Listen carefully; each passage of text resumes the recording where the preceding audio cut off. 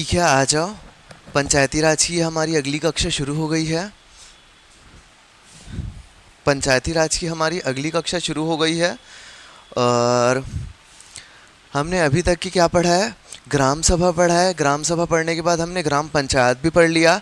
आज हम जनपद पंचायत शुरू करेंगे और ये मान के चलो आज की कक्षा में मैक्सिमम चीज़ें जनपद पंचायत की क्या हो जाएंगी? ख़त्म हो जाएंगी। तो हो सकता है अगली कक्षा में अपन क्या करें? जिला पंचायत शुरू कर दें।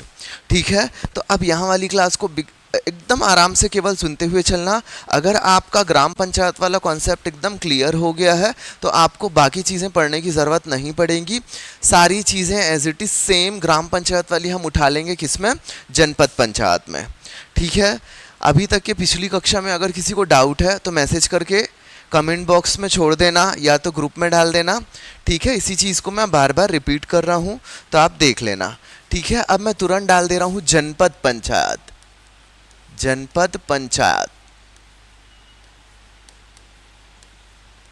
जनपद पंचायत। तो जब हमने ग्राम पंचायत शुरू किया था तो हमने ग्राम पंचायत में क्या देखा था कि ग्राम पंचायत में लगभग वार्डों की संख्या क्या होगी? कितनी होगी? एग्जैक्ट कर दिया था उसको कि मिनिमम 10 होगी और मैक्सिमम कितने तक जाएगी? 20 तक के जाएगी। ठीक है, ये हमने ग्राम पंचायत में क्या किया था? देख लिया था। ये हमने कहाँ पे देखा था? ग्राम पंचायत में देख लिया था। तो हम यहाँ से शुरुआत भी वैसे ही करते हैं। यदि हम जनपद पंचायत की बात करेंगे तो जनपद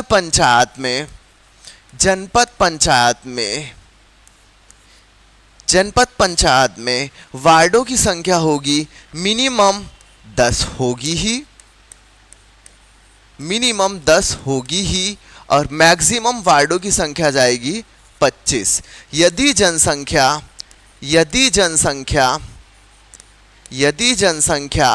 50,000 या उससे कम है तो वहां पे क्या होगा? 10 वार्ड होगा ही। लेकिन यदि जनसंख्या 50,000 से ऊपर होती है तो उस हिसाब से 25 क्या हो जाएंगे? वार्ड हो सकते हैं। ठीक है, मिनिमम कितना होगा? 10 होगा और मैक्सिमम 25 होगा।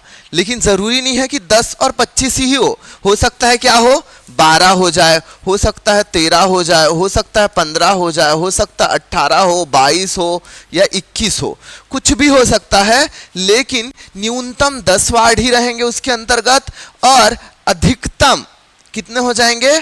25 वार्ड रहेंगे। और याद रखना सभी वार्डों की जनसंख्या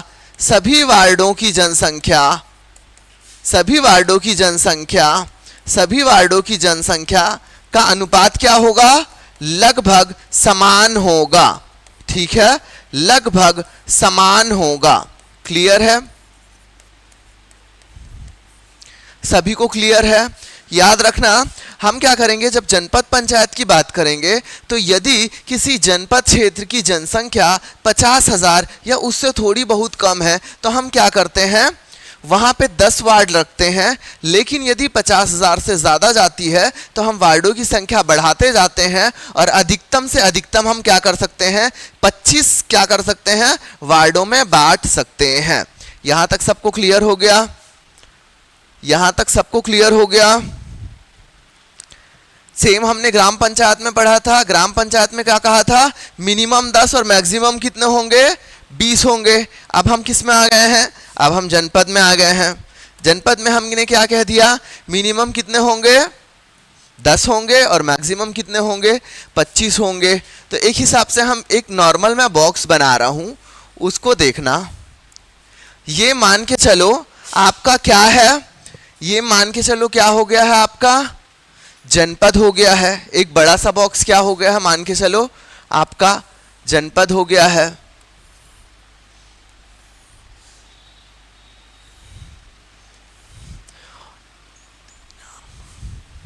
ठीक है, एक बड़ा सा बॉक्स क्या हो गया आपका? मान के चलो पूरा जनपद हो गया है। तो क्या हो जाएगा? उसके अंदर मान के चलो मैंने कितने वार्ड में बांट दिया है? 10 वार्ड में बांट दिया है। उसको मैंने कितने में बांट दिया है? 10 वार्ड में। मान के चलो अब क्या किया है?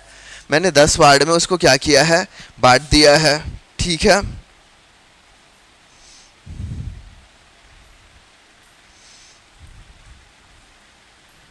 ठीक है, यहां तक सबको समझ में आ रहा है? अब एकदम आराम से देखना, एकदम आराम से देखना। मैंने 10 वार्ड में बांट दिया है।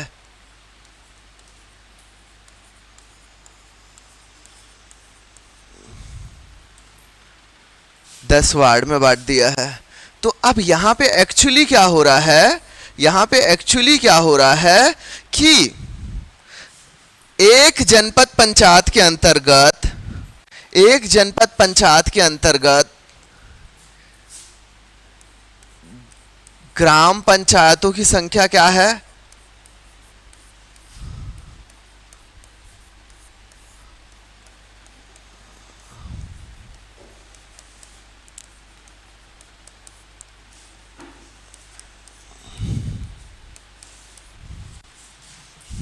ठीक है, समझ में आ रहा है?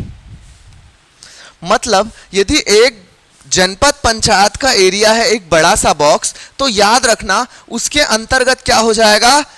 ग्राम पंचायत बहुत सारे आ जाएंगे। ठीक है ना? समझ में आ रहा है कि नहीं आ रहा है? आ रहा है समझ में? ग्राम पंचायत, तो ग्राम पंचायत में एक छोटा वाला एक एरिया हो गया। जनपद पंचायत उसका एरिया बढ़ गया, और जिला पंचायत उसका एरिया क्या हो गया? और ज्यादा बढ़ गया। तो जब मैं ग्राम पंचायत की बात कर रहा था तो उसमें क्या था कि एक छोटे से एरिया को मैं कवर कर रहा था, लेकिन जब मैं जनपद पंचायत की बात करूंगा तो उसका एरिया बढ़ जाएगा। और क्या होगा? उस एक जनपद पंचायत के अंदर में क्या होगा?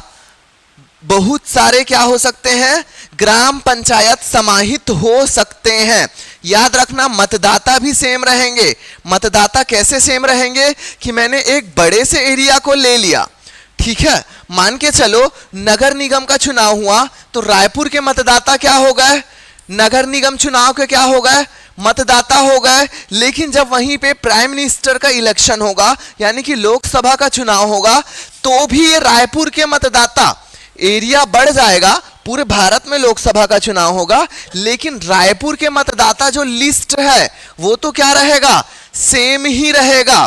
तो वैसे ही जब हम जनपद पंचायत की बात करेंगे, वैसे ही एकदम आराम से देखना, जब हम जनपद पंचायत की बात करेंगे तो एक जनपद पंचायत के अंतर्गत क्या हो जाएगा? बहुत सारे क्या हो जाएंगे? ग्राम पंचायत आ जाएंगे। बहुत सारे क्या हो जाएंगे? ग्राम पंचायत आ जाएंगे। और मतदाता क्या रहेंगे? मतदाता सेम रहेंगे। समझ में आया क्या? मतदाता यहां के भी क्या हो जाएंगे? सेम ही रहेंगे। समझ में आ रहा है ना सबको? मतदाता यहां पे चेंज नहीं होंगे। चलो ठीक है, चलो ये तो समझ में आ गया सर हमको कि एक जनपद पंचायत के अंतर्गत क्या हो जाएंगे?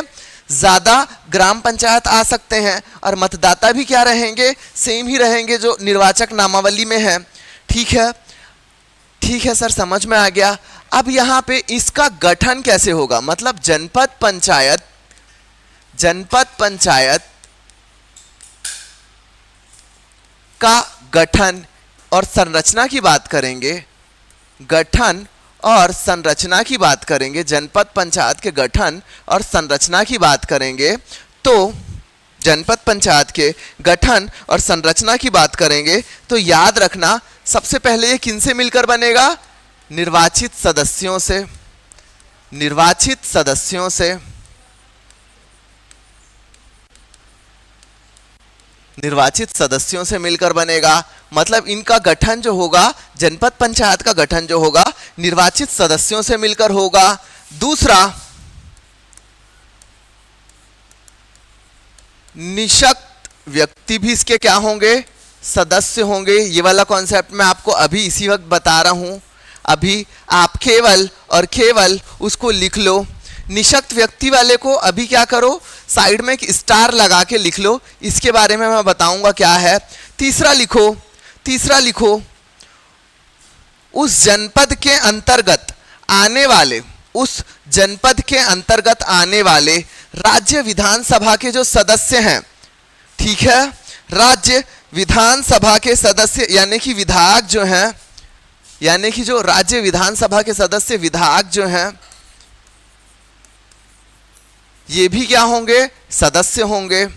और चौथा लिखो, 1/5 सरपंच ग्राम पंचायतों के,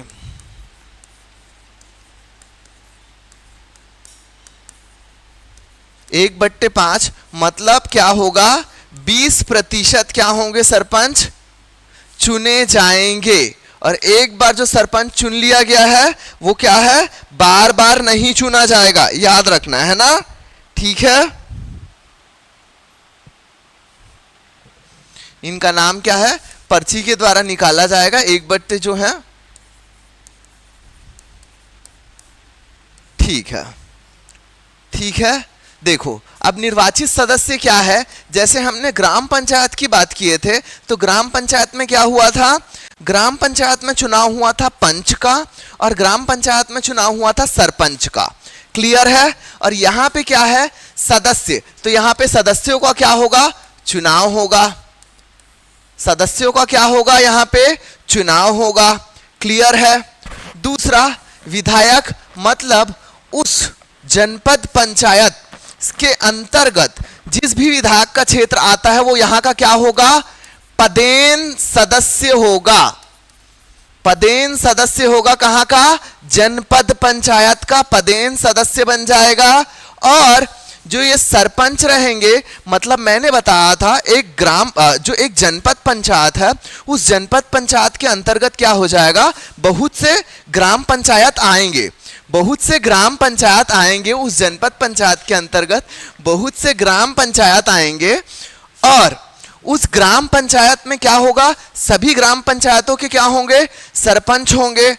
तो उन सभी ग्राम पंचायतों के सरपंच में से 1/5 यानी कि 20% सरपंच जो है, एक पर्ची निकाला जाएगा और वो क्या बनेंगे, इस जनपद पंचायत के क्या बनेंगे, वो भी सदस्य बनेंगे। कार्यकाल पे मैं आराम से आऊंगा, परेशान मत होना, किसका कितना कार्यकाल होगा, ठीक है, उस पे मैं आऊंगा, ठीक है। तो ये लोग क्या हो जाएंगे, सदस्य बनेंगे। तो एग्जाम में यदि आता है कि जनपद पंचायत किन किन लोगों से मिलकर बनेगी, तो आप ध्यान में रखना निर्वाचित सदस्यों से मिलकर बनेगी। और पदेन सदस्य इसके कौन कौन होंगे, तो याद रखना उस जनपद पंचायत के अंतर्गत आने वाले राज्य विधानसभा के विधायक और 1/5 या 20% सरपंच क्या होंगे, उसके पदेन क्या होंगे, सदस्य होंगे, पदेन सदस्य होंगे, ठीक है। अब यहां पे ये आता है कि सर हमने क्या किया है, निशक्त व्यक्तियों को यहां पे स्टार लगा के रखा है। तो अब यहां पे देख लो, जैसे कि हमने ग्राम पंचायत में देखा था, वैसे ही हम यहाँ पे क्या देखेंगे, जनपद पंचायत में देखेंगे। और जनपद पंचायत में भी यदि चुनाव होता है और इस चुनाव में कोई भी सदस्य निशक्त अगर नहीं रहते हैं, अगर कोई भी निशक्त सदस्य चुन के नहीं आते हैं, तो उस जनपद पंचायत में यदि निशक्त सदस्य हैं, तो ऐसे 2 सदस्यों को क्या किया जाएगा, नियुक्त किया जाएगा, एक महिला और एक पुरुष, ठीक है, एक महिला और एक पुरुष। और इनका कार्यकाल क्या होगा, लगभग 1 साल का होगा, क्लियर है। अगर यदि चुन के नहीं आते हैं तो 1 साल के लिए 2 सदस्यों को चुनना होगा, 2 सदस्यों को चुनना होगा, जिसमें से एक महिला होगी और एक पुरुष, ठीक है, एक महिला होगी और एक पुरुष सदस्य होंगे, ठीक है। और यदि इन चुने हुए सदस्यों में से, यदि इन चुने हुए सदस्यों में से, यानी कि निर्वाचन हुआ मान के चलो जनपद पंचायत में सदस्यों का, इनमें एक भी निशक्त व्यक्ति चुनकर आ जाते हैं, तो ये वाला क्या होगा, प्रावधान नहीं रहेगा। यदि कोई चुन के आ जाता है तो ये वाला प्रावधान नहीं रहेगा, लेकिन यदि एक भी नहीं आते हैं तो राज्य शासन, जो हमारी राज्य सरकार है, वो 2 ऐसे सदस्यों को नियुक्त करेगी, जिसमें से एक महिला होंगी और एक पुरुष होंगे, जिनका कार्यकाल 1 वर्ष का रहेगा। क्लियर हो गया यहाँ पे। तो ये इतने लोगों से मिलकर बनेगी।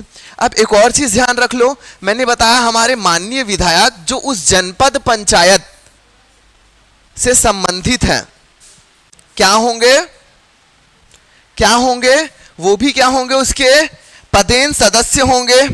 आ रहा है समझ में? ठीक है, अब मान के चलो यदि कोई सा विधानसभा क्षेत्र, यदि कोई सा, या मान के चलो यदि कोई से विधायक हैं और वो उनका पूरा क्षेत्र क्या है, यदि विधायक सर का पूरा क्षेत्र क्या है, पूर्णतः शहरी क्षेत्र है, पूर्णतः शहरी क्षेत्र है, अगर पूर्णतः शहरी क्षेत्र है तो ऐसे विधायक जनपद के क्या होंगे, सदस्य नहीं होंगे, जनपद के सदस्य नहीं होंगे। तो ऐसे विधायक जनपद पंचायत के सदस्य नहीं होंगे। ठीक है, जनपद पंचायत के सदस्य किन विधायकों को हम लेंगे, जिनका थोड़ा सा भी क्षेत्र क्या हो, ग्रामीण इलाके में आता हो, या तो उनका पूरा क्षेत्र ग्रामीण इलाके में आता हो। यदि ऐसे कोई विधायक हैं जिनका संपूर्ण क्षेत्र शहरी क्षेत्र में आता है तो वे जनपद पंचायत के सदस्य नहीं होंगे। यहां तक की चीज समझ में आ गया क्या सबको? जनपद वाला एकदम समझ में आ गया, सबको क्लियर है? यहां तक सबको समझ में आ रहा है? ठीक है, चलो एक बार फिर से मैं रफली बता दे रहा हूं। हमने ये देखा कि जनपद पंचायत जो है, जनपद पंचायत का एरिया क्या है, ग्राम पंचायत से काफी वास्ट और बड़ा एरिया है। तो उस एक जनपद पंचायत के अंतर्गत क्या होगा, ज्यादा ग्राम पंचायत आराम से उसके अंतर्गत आ जाएंगे।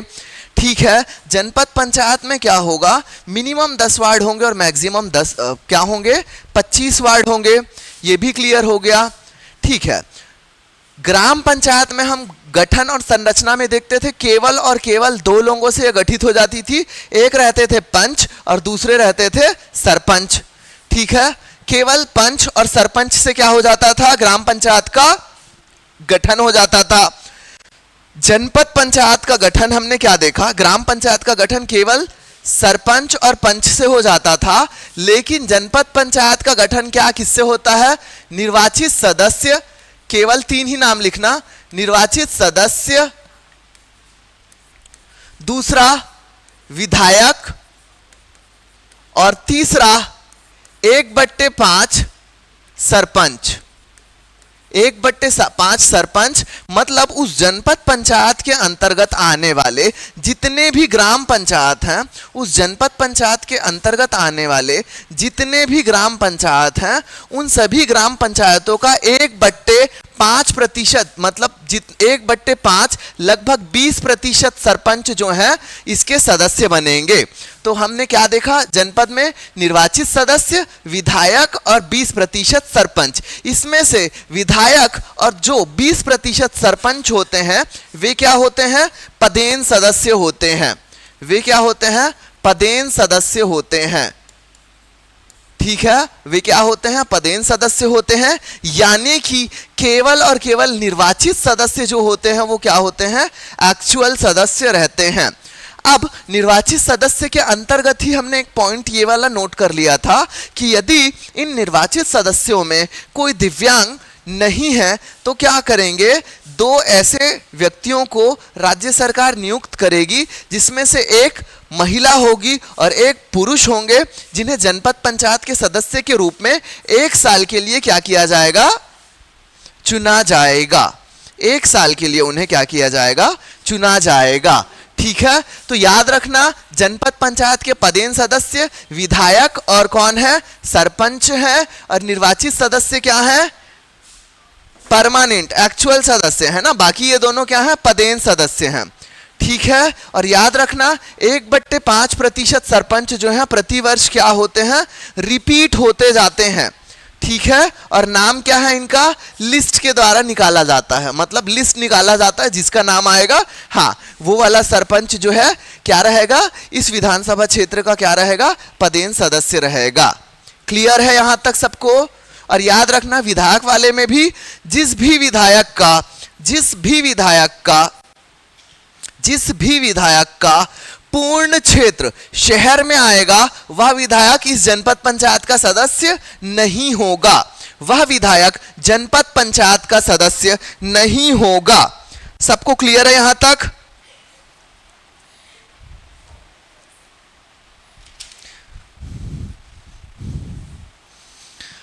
ठीक है, तो फिर से उसको वही लिख लेना कि नगरीय क्षेत्र में, है ना, शहरी क्षेत्र में मतलब नगरीय क्षेत्र में, है ना, कोई भी क्षेत्र जो पूर्णतः नगरीय क्षेत्र का होगा वहां पे क्या होगा, उनका उनका पदेन सदस्य वो वाले लोग जो है नहीं होंगे। ठीक है, अब ये होगा कि सर मान के चलो 4 विधायक हैं जिनका कुछ क्षेत्र ग्रामीण क्षेत्रों में आता है, किसी का पूर्ण ग्रामीण क्षेत्रों में है, और ये चारों विधायक क्या हैं, जनपद पंचायत के सदस्य हैं। ये चारों विधायक जनपद पंचायत के सदस्य हैं। तो ये जब जनपद पंचायत की बैठकें होंगी, जब जनपद पंचायत की बैठकें होंगी तब तो लेकिन जरूरी नहीं है कि ये हर बैठकों में क्या हो सके, उपस्थित हो सके। उस केस में क्या करते हैं, ये विधायक लोग क्या है, अपने बदले एक ऐसे व्यक्ति को निर्धारित कर देते हैं कि हमारे बदले जनपद पंचायत की सभी बैठकों में क्या होगा, ये व्यक्ति एक ठोक जो है वो जाएगा, और ये नाम निर्वाचित व्यक्ति जो है विधायक उसको क्या करेंगे, बताएंगे, जो उनके बदले में क्या रहेगा, सभी मीटिंग्स में प्रेजेंट रहेगा। यहां तक सबको क्लियर है? ठीक है,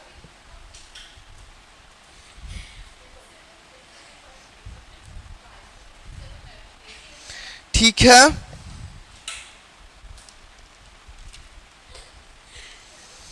चलो अब आराम से देखना, एकदम आराम से देखना। यहां पे रिजर्वेशन वाला सर क्या सिस्टम रहता है, जैसे हमने देखा था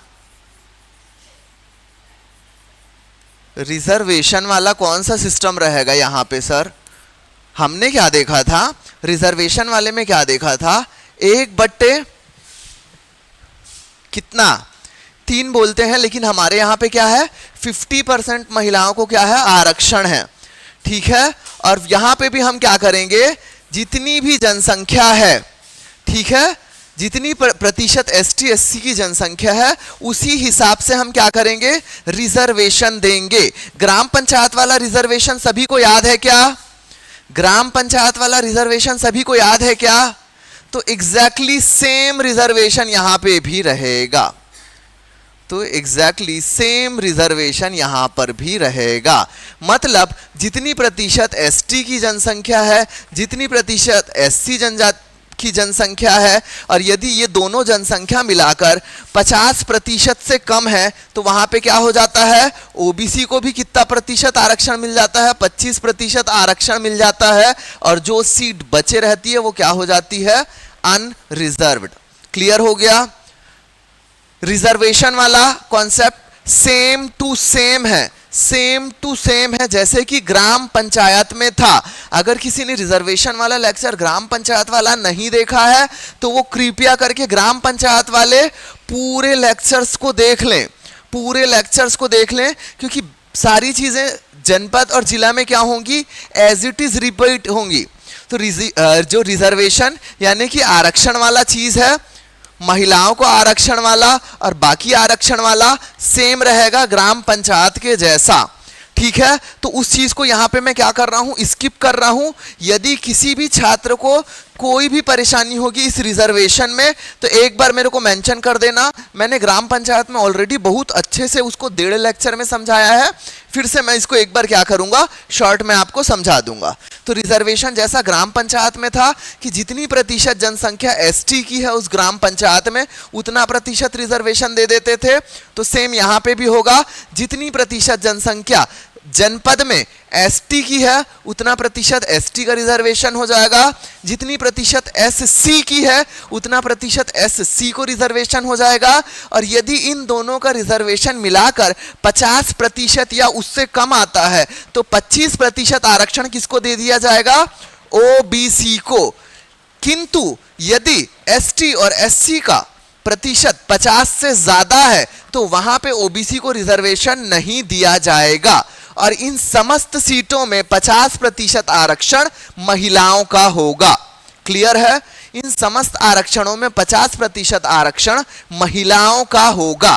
क्लियर है सभी को?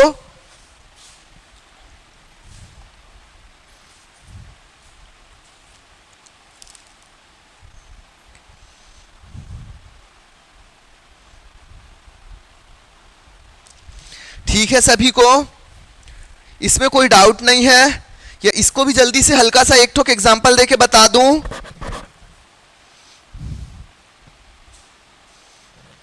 ठीक है, जल्दी से एक बार नोट कर लो, बता दे रहा हूं। मान के चलो एसटी की जनसंख्या अगर 30% है तो यहां पे 3 सीट एसटी के लिए रिजर्व हो जाएगी। ठीक है, मान के चलो 10 वार्ड है ना, मान के चलो 10 वार्ड है और वहां पे 30% जनसंख्या एसटी की है तो 3 सीट एसटी के लिए रिजर्व हो जाएगी। यदि 10% जनसंख्या एससी की है तो 1 सीट क्या है, एससी के लिए रिजर्व हो जाएगी। यदि 30 और 10 कितना हो गया, 40%, जो कि 50% को नहीं पकड़ पा रहा है, इसलिए यहां पे 25% का आरक्षण ओबीसी को होगा, यानी कि 2.5 यानी कि 2 सीट क्या हो जाएगी, ओबीसी के लिए आरक्षित हो जाएगी। अब यहां पे बचा कितना, 3 और 1 4 5 6 सीट हो गए, तो बचा कितना, 4 सीट। तो अनरिजर्व्ड वाला क्या रहेगी, 4 सीट क्या रहेगी, अनरिजर्व्ड की रहेगी। अब यहां पे हम महिला आरक्षण को भी देख लेते हैं। कुल का 50%, कुल का कितना, 50%, तो 3 सीट का आधा करेंगे तो 1.5, लेकिन हम क्या करेंगे, इसको 1 ले लेंगे। एससी का देखेंगे तो 1 सीट का आधा करेंगे तो 0.5, तो वो तो हो नहीं सकता, तो यहां पे महिला को 0 सीट मिलेगा। ओबीसी में देखेंगे तो ओबीसी में 2 सीट है, उसका हाफ करेंगे तो क्या हो जाए, 1 महिला को मिलेगा। ठीक है, अब हम यहां पे देख लेते हैं महिलाओं को कितनी सीट मिली। एसटी में महिला को केवल 1 सीट मिली, एससी में महिला को 0 सीट मिली, ओबीसी में महिला को कितनी सीट मिली, 1 सीट मिली। तो टोटल कितनी सीट मिली, अभी महिलाओं को 3 सीट मिली। तो जो अनरिजर्व्ड वाली 4 सीटें हैं उनकी 3 सीट सीधा किसको चले जाएगी, महिलाओं को चले जाएगी। तो टोटल कितना हो गया, 5। तो ये 5 सीट क्या हो जाएगा, महिलाओं के लिए आरक्षित रहेगा। आरक्षण वाला अगर नहीं समझ में आया होगा जल्दी जल्दी में, तो एक बार ग्राम पंचायत वाला वीडियो याद से देख लेना। आरक्षण का आरक्षण बिल्कुल ही सेम है जैसा कि ग्राम पंचायत में था, कुछ भी चेंज नहीं है इसमें। क्लियर है, क्लियर है यहां तक सबको? चलो ऐसा एज्यूम करते हैं कि यहां पे सबको क्या है, क्लियर है।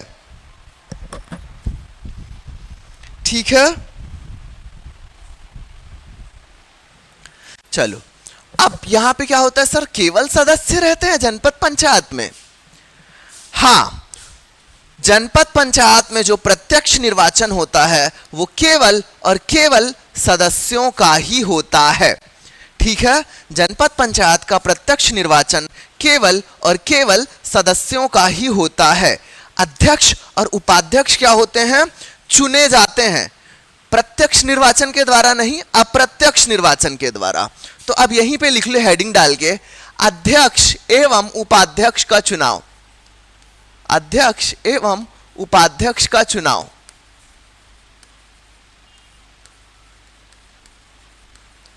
तो याद रखना ये क्या है, अप्रत्यक्ष रूप से क्या किए जाते हैं, चुने जाते हैं। इनका प्रत्यक्ष मतदान नहीं होता है, इनका प्रत्यक्ष निर्वाचन नहीं होता है। अब क्या होता है, उपखंड अधिकारी राजस्व, उपखंड अधिकारी राजस्व, उपखंड अधिकारी राजस्व क्या करता है, जब जनपद पंचायत का चुनाव हो जाता है, जब जनपद पंचायत का चुनाव हो जाता है तो तुरंत क्या करता है, सभी चुने हुए, मतलब तुरंत ऐसे नहीं कि आज रिजल्ट आ गया और आज ही बुला लिया। उपखंड अधिकारी राजस्व, जनपद का जब चुनाव हो जाता है सभी सदस्य, निर्वाचित सदस्य क्या हो जाते हैं, जीत जाते हैं। तो इन विजित सदस्यों को क्या करता है, बुलाता है और इन सभी सदस्यों को बोलता है कि आप अध्यक्ष और उपाध्यक्ष का क्या करो, चुनाव करो। अध्यक्ष का और उपाध्यक्ष का क्या करो, चुनाव करो। तो ये सदस्य अपने बीच में से ही, ये सदस्य अपने बीच में से ही क्या करते हैं, एक व्यक्ति को अध्यक्ष और एक व्यक्ति को क्या बोलते हैं, उपाध्यक्ष क्या करते हैं, नियुक्त करते हैं। ठीक है, अपने बीच में से ही, क्या मतलब क्या रहते हैं, ये निर्वाचित सदस्य ही रहते हैं। ये जैसे 10 वार्ड में, जैसे आराम से सुनना, जनपद पंचायत को 10 वार्ड में यदि बांटा गया है, 10 वार्ड के क्या हो गए हैं, 10 वार्ड के सदस्य चुन के आए हैं, तो उन 10 वार्ड के सदस्य अपने में से ही क्या करते हैं, एक अध्यक्ष को और एक उपाध्यक्ष को चुन लेते हैं। ठीक है, अध्यक्ष और उपाध्यक्ष कोई बाहर के नहीं रहते हैं। तो ये रहता है कि वो जो जिस विभाग से, मान के चलो वार्ड क्रमांक 10 ठोक वार्ड है, मान के चलो 10 ठोक वार्ड है,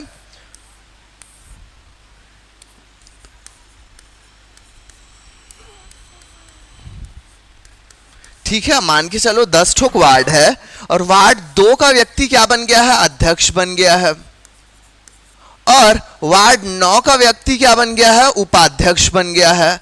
इसका ये मतलब बिल्कुल नहीं है कि इनकी सीट रिक्त हो गई है उस जगह से।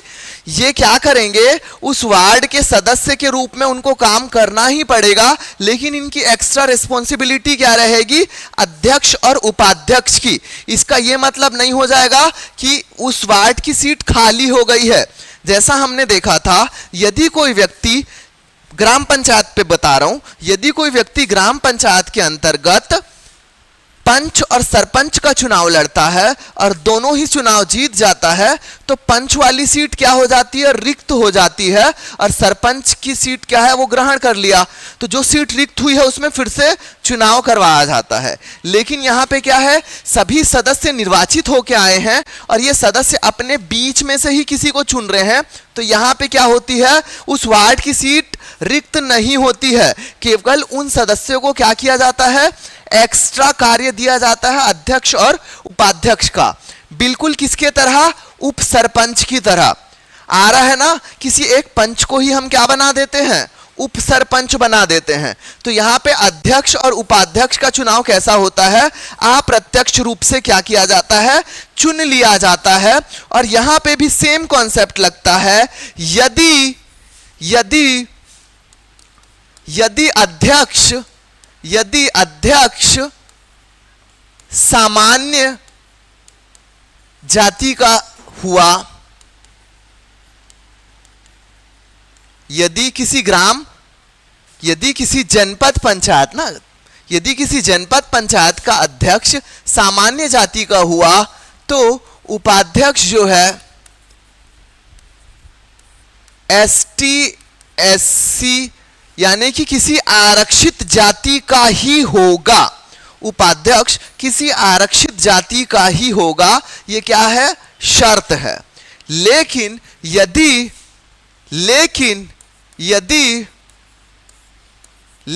यदि अध्यक्ष आरक्षित जाति का है, अध्यक्ष आरक्षित जाति का है, आरक्षित श्रेणी का है या जाति से हैं, तो यह जरूरी नहीं है, तो उपाध्यक्ष जो है किसी भी जाति के हो सकते हैं या सामान्य, मतलब जैसे मान के चलो अध्यक्ष सामान्य जाति का है, तो 100% आपको उपाध्यक्ष को जो है रिजर्व्ड यानी कि अनुसूचित जाति, अनुसूचित जनजाति, अन्य पिछड़ा वर्ग के सदस्य को ही उपाध्यक्ष बनाना पड़ेगा।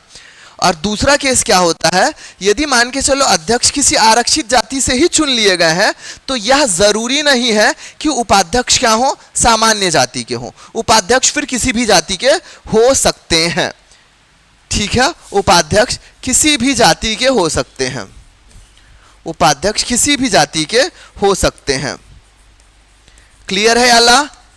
ST SC OBC या अनरिजर्व्ड कोई भी हो सकते हैं। ठीक है, कोई भी हो सकते हैं उपाध्यक्ष। यहां तक सबको समझ में आ गया अध्यक्ष उपाध्यक्ष वाला?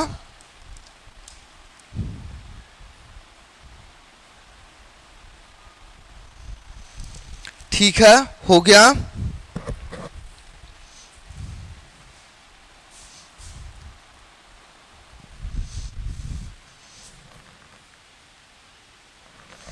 ठीक है ना, चलो अब तुरंत लिख लो प्रथम सम्मेलन। प्रथम सम्मेलन ये वाला याद रखना, जिसमें अध्यक्ष और उपाध्यक्ष का हम चुनाव कर रहे हैं वो प्रथम सम्मेलन नहीं है। ग्राम पंचायत में जैसे होता था ना, हम उपाध्यक्ष का चुनाव जो करते, जिसमें हम उप सरपंच का चुनाव करते थे, वो भी प्रथम नहीं रहता था, वैसे ही इसमें भी है। जनपद पंचायत में भी, जनपद में भी जो हम अध्यक्ष और उपाध्यक्ष का करे हैं ना, वो प्रथम सम्मेलन नहीं है, ठीक है। अब यहाँ पे क्या होगा, अब क्या हो गया, सदस्य निर्वाचित हो गए, अध्यक्ष और उपाध्यक्ष का क्या हो गया, सिलेक्शन कर लिया हमने। उन सदस्यों के बीच में से अध्यक्ष और उपाध्यक्ष को भी हमने क्या कर लिया, चूज कर लिया, ठीक है, हमने चुन लिया। अब क्या होगा, इनका नाम क्या होगा, प्रकाशित होगा, और इस नाम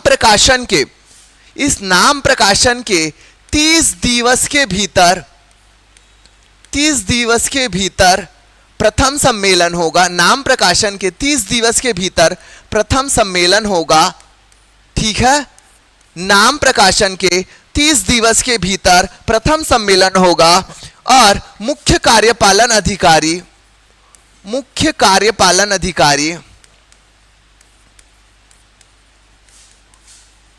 अधिकारी जिसको हम सीईओ बोलते हैं, वो क्या करेंगे, इस सम्मेलन को क्या करेंगे, बुलाएंगे। याद रखना, सम्मेलन कौन बुलाएगा, यहां पे मुख्य कार्यपालन अधिकारी क्या है, सम्मेलन को बुलाएंगे, याद रखना है ना। मुख्य कार्यपालन अधिकारी जो है सम्मेलन को बुलाएंगे। और इसके पहले जस्ट वाला जो हम लोग ने सम्मेलन किया था, जिसमें अध्यक्ष और उपाध्यक्ष को चुने थे, उसमें देख लो और लिख लो, उपखंड अधिकारी राजस्व जो है वो बुला रहे हैं अध्यक्ष और उपाध्यक्ष के चुनाव के लिए। और अगले वाले में देखो, जो हमारा प्रथम सम्मेलन है उसको कौन बुला रहा है, मुख्य कार्यपालन अधिकारी, ठीक है, मुख्य कार्यपालन अधिकारी। और याद रखना, मुख्य कार्यपालन अधिकारी जिले में भी होते हैं, जनपद में भी होते हैं, तो बगल में आप लिख लो जनपद पंचायत के मुख्य कार्यपालन जो अधिकारी हैं वो क्या करेंगे, इस प्रथम सम्मेलन को बुलाएंगे, ठीक है, सभी को ध्यान रहेगा। और इनका कार्यकाल कितना होगा, तो इनका कार्यकाल हमको पता है, प्रथम सम्मेलन से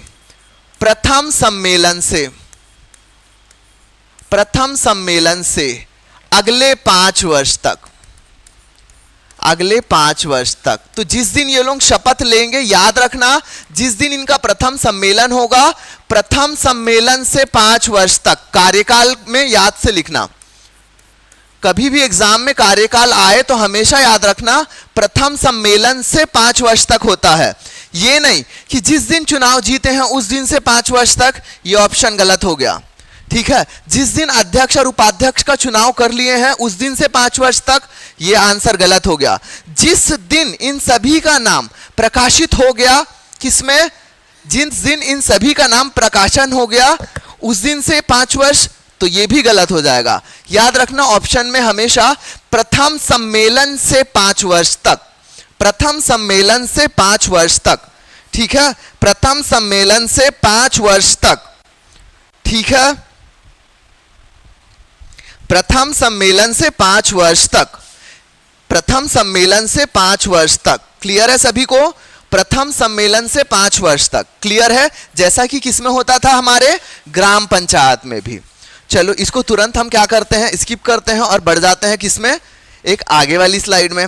आगे में याले में लिखो जल्दी से, अध्यक्ष एवं उपाध्यक्ष के खिलाफ, अध्यक्ष एंड उपाध्यक्ष के खिलाफ,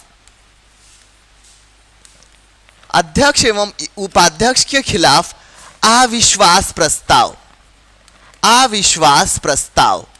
सोचो, हमने लास्ट टाइम जब ग्राम पंचायत पढ़ा था तो वहां पे हमने अविश्वास प्रस्ताव को पूरे 2 क्लास में देखा था, और यहां हम अविश्वास प्रस्ताव को केवल 5 मिनट में देखेंगे, ठीक है, ठीक है,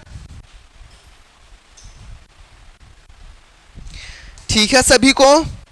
अब देखो, अब इसमें क्या होगा, जैसे कि हमारा ग्राम पंचायत में होता था, क्या होता था, 1/3 सदस्य लिखित शिकायत करते थे, किसके पास, राजस्व उपखंड अधिकारी के पास। यहां पे क्या होगा, ये जितने भी निर्वाचित सदस्य हैं जनपद पंचायत के, जितने भी निर्वाचित सदस्य हैं जनपद पंचायत के, उसके 1/3 सदस्य लिखित में शिकायत करेंगे, किसके पास, कलेक्टर सर के पास। लिखित में शिकायत करेंगे किसके पास? कलेक्टर सर के पास। अब कलेक्टर सर जो है इनको आश्वासन देंगे कि ठीक है, मैं इसके बारे में क्या करवाऊंगा? जांच करवाऊंगा। ठीक है, अब कलेक्टर सर क्या है, इन लोगों को बता देंगे कि ठीक है मैं जांच करवाऊंगा। इनको क्या कर देंगे? एक पावती दे देंगे, है ना, इनको एक पावती दे देंगे कि हाँ इस तारीख को क्या हो गया है कि आपने हमारे पास जो है शिकायत दर्ज की है, आपने हमारे पास लिखित मांग की है, लेकिन इस लिखित मांग की शर्त ये याद रखना, इस लिखित मांग की शर्त ये रहेगी कि उसमें 1/3 सदस्यों का हस्ताक्षर पूर्ण रूप से होना ही चाहिए, है ना। ठीक है, अब 15 दिन के अंदर फिर से क्या किया जाएगा? यहाँ पे चुनाव करवाया जाएगा, और ये चुनाव आम चुनाव वाला नहीं रहेगा, गुप्त मतदान रहेगा। गुप्त मतदान रहेगा केवल उस जनपद में, केवल उस जनपद में गुप्त मतदान रहेगा। क्या होगा? अब कलेक्टर सर जो हैं,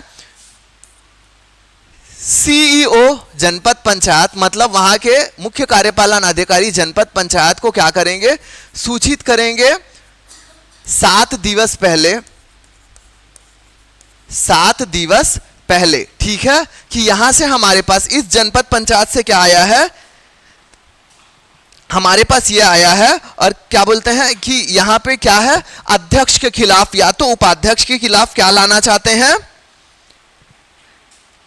क्या लाना चाहते हैं? अविश्वास प्रस्ताव लाना चाहते हैं।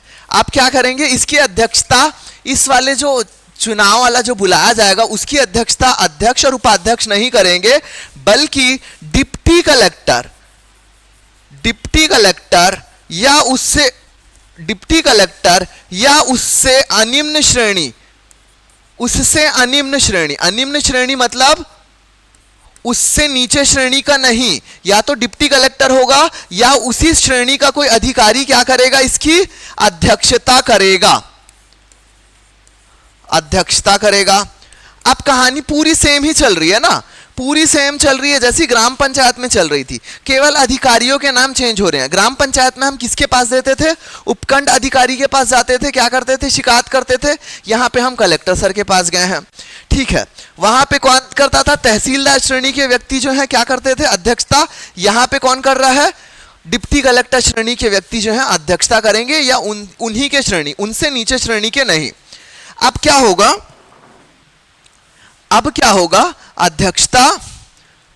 अध्यक्षता करेंगे, और उस दिन जिस दिन सम्मेलन होगा उस दिन क्या करेंगे? खड़े करेंगे और बोलेंगे कि बताओ क्या शिकायत है। पूरा सम्मेलन पूरा आयोजित किया जाएगा, तो एक व्यक्ति उसमें खड़े होगा और बताएगा कि सर ऐसी ऐसी चीज है, ये समस्या थी, जिस वजह से हम इनके खिलाफ क्या ला रहे हैं? अविश्वास प्रस्ताव ला रहे हैं, ठीक है। अब क्या होगा? जो अध्यक्ष या उपाध्यक्ष जिनके खिलाफ भी अविश्वास प्रस्ताव लाया गया है, उनको बाकायदा पूरा मौका दिया जाएगा अपना पक्ष रखने का। वो अपना पक्ष रखेंगे, सारी चीजें बता देंगे। अब क्या होगा? गुप्त मतदान शुरू किया जाएगा। गुप्त मतदान शुरू किया जाएगा तो यहां पे भी क्या होगी? 2 कंडीशन होगी। या तो क्या होगा? अध्यक्ष के खिलाफ, जैसे मान के चलो अध्यक्ष के खिलाफ आया है, तो अध्यक्ष के खिलाफ मान के चलो आ गया है कि इनको हटाना ही है, मतलब क्या हो गया? अध्यक्ष के खिलाफ ज्यादा वोट आया, और दूसरा क्या है? अध्यक्ष के खिलाफ वोट नहीं आया। तो यहां पे भी अविश्वास प्रस्ताव में कौन सा वाला कॉन्सेप्ट हम लगाते थे? वोटिंग कैसे करते थे? उस दिन उपस्थित और वोट देने वालों का कितना? 3/4% बड़ा होना चाहिए जनपद पंचायत गठन करने के 2/3% से।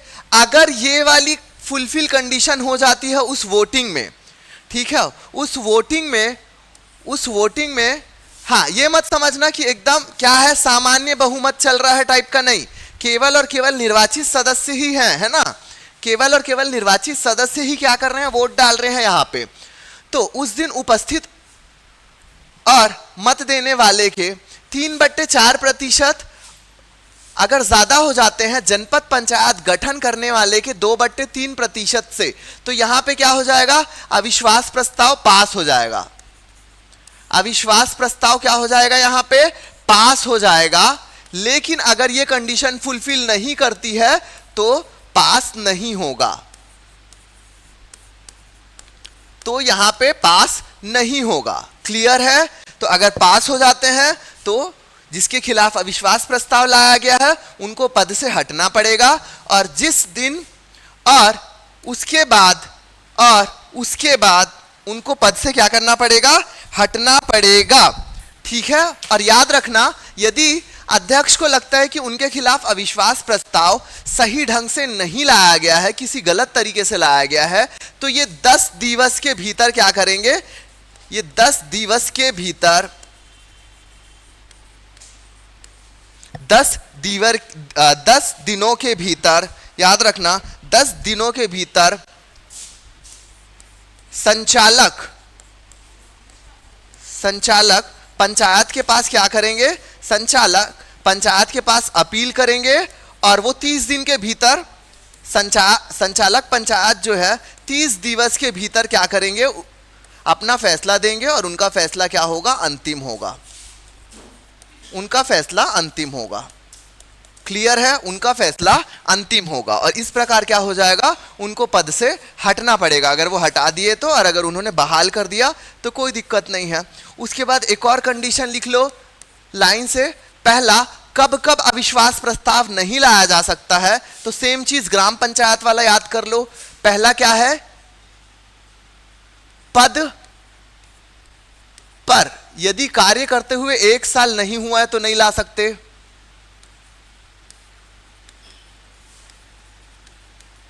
1 वर्ष नहीं हुआ, ठीक है, मान के चलो जैसे ही चुनाव हुआ है उसके 1 साल तक नहीं ला सकते, नहीं ला सकते। दूसरा कंडीशन क्या था अविश्वास प्रस्ताव में कि यदि अंतिम 6 महीना बचा है तो नहीं ला सकते, अंतिम 6 माह बचा है तो नहीं ला सकते, अंतिम 6 माह बचा है तो नहीं ला सकते। और तीसरी कंडीशन क्या थी? यदि एक बार अविश्वास प्रस्ताव लाए हैं और किसी कारण से पारित नहीं हो पाया तो उस तिथि से अगले 1 साल तक नहीं लाएंगे, अगले 1 साल तक नहीं लाएंगे। ठीक है, उस तिथि से अगले 1 साल तक नहीं लाया जाएगा। क्लियर है?